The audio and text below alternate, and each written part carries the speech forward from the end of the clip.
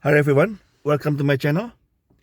Today I will be talking about how Allah took credit for something that he didn't do, and it is mummification. Many Muslims claim one of the miracles of Allah is the mummification of Pharaoh or Firaun. Muslims somehow think that the mummification was done by Allah or I don't know, nature, something like that. Many do not actually know the mummification was done by people, the Egyptians, although some other ancient peoples in Americas and Asia also did mummification. But in this case, we will be talking about mummification in Egypt. So often they show the pictures of a pharaoh being mummified, a picture of a mummy, and say, this is the miracles of Allah, and it's written in Quran. Therefore, Quran is true. First of all, I don't think Muslims know or realize that there were so many pharaohs. Pharaoh means sacred king, and there were dozens and dozens of them. Tutmose, Amenhotep, Tutankhamun, Ramses II, Xerxes I, Cleopatra VII are some of the pharaohs, the famous ones. Muslims do not actually know what mummification is.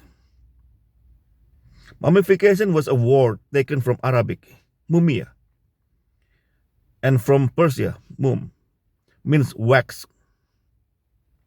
The mummification was done because people in old days believed that the body had to be preserved for the next life.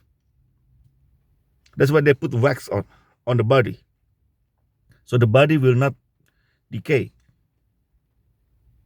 It is not Allah who preserved the body to be a sign. No, it's not. But we found verses in Quran that say so. Let us read Surah Yunus, Quran chapter 10, verse 90 to 92. And we led the children of Israel across the sea. Then Pharaoh and his host pursued them in iniquity and transgression until Pharaoh cried out while he was drowning. I believe that there is no God but Allah in whom the children of Israel believe, and I am also one of those who submit to Allah. Verse 91. Now you believe, although you disobeyed earlier and were one of the mischief makers. 92. We shall now save your corpse, that you may serve as a sign of warning for all posterity, although many men are heedless of our signs. This Quranic reading, I use the version of in English by Abul Ala Maududi for easier translation. I mentioned a few times I actually read Quran from Yusuf Ali translation. And I know from these 3 verses I can make 2 or 3 topics out of these 3 verses easy. But today I just want to talk about the mummification, which Allah took credit for. As we can read from Surah 10, verse 92, Allah saved the body or the corpse of the Pharaoh, the one who was after the Israelites.